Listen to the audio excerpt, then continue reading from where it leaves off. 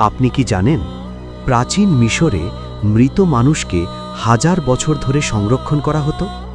এটাকে বলা হয় মমি।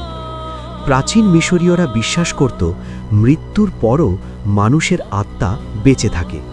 তাই তারা দেহটাকে সংরক্ষণ করত যাতে আত্মা আবার ফিরে আসতে পারে। প্রথমে শরীরের ভেতরের অঙ্গগুলো বের করে নেওয়া হতো। তারপর দেহটাকে বিশেষ লবণ নাট্রন দিয়ে প্রায় 40 দিন শুকানো হতো। শুকিয়ে গেলে দেহটিকে কাপড়ের অসংখ্য স্তর দিয়ে জড়িয়ে দেওয়া হতো।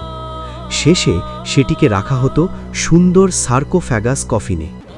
অবিশ্বাস্য ব্যাপার হলো, এই মমিগুলোর অনেকগুলো আজও হাজার বছর পরেও অক্ষত আছে। এটাই প্রাচীন মিশরের সবচেয়ে রহস্যময় ঐতিহ্যগুলোর একটি। এমন আরও অজানা ইতিহাস জানতে চাইলে লাইক দিন, শেয়ার করুন এবং সাবস্ক্রাইব করুন।